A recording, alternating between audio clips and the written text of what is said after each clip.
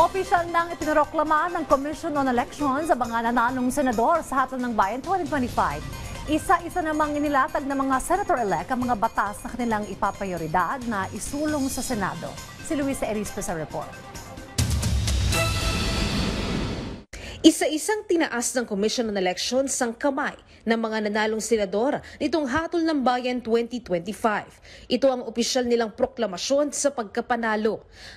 Lubos namang nagpasalamat ang mga kabilang sa Alyansa para sa Bagong Pilipinas kay Pangulong Ferdinand R. Marcos Jr., kabilang na si incumbent ACT-CIS Representative Erwin Tulfo at iba pa. Salamat din po sa Alyansa, sa pangunguna po ng Pangulong Marcos at ang aming pong campaign manager na si Ginoong Toby Chanco. And of course, sa aking mga kasamahan. It is the highest honor to serve you as a Senator of the Republic of the Philippines. Today I stand before you not only as an elected public servant, but as a fellow Filipino who shares your hopes, your struggles and dreams for a better future. I would like to thank all those who supported and helped me during this campaign. The Alyansa of the President, especially my family. Gagampanan ko ang tungkulin na inyong binigay sa akin sa abot ng aking makakaya. Makakaasa kayo na buong puso at kaisipan ko na kayo'y paglilikuran.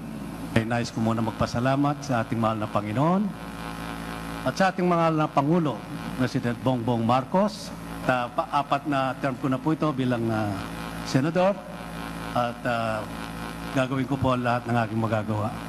At sisipagan pa natin, maghanap po tayo ng mga batas na para sa ating mga mamamayang Pilipinong mahihirap. Kasama rin sa naproclaim ang nanguna sa botohan na sina Senator Christopher Bongo. Sumunod sina Bam Aquino at Ronald Bato de la Rosa. Ganon din sina Panfilo Lacson, Rodante Marcoleta at Camille Villar. Kanya-kanyang latag naman ang mga senator-elect sa mga batas na prioridad nilang isulong sa Senado. Sigo, tututukan umano ang kalusugan. Basta pro-poor programs, batas na makakatulong sa mga kababayan nating mahirap.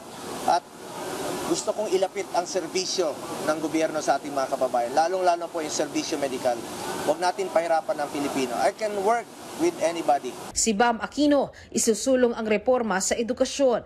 Si De La Rosa, mananatili sa pagbuo ng batas sa public order and safety.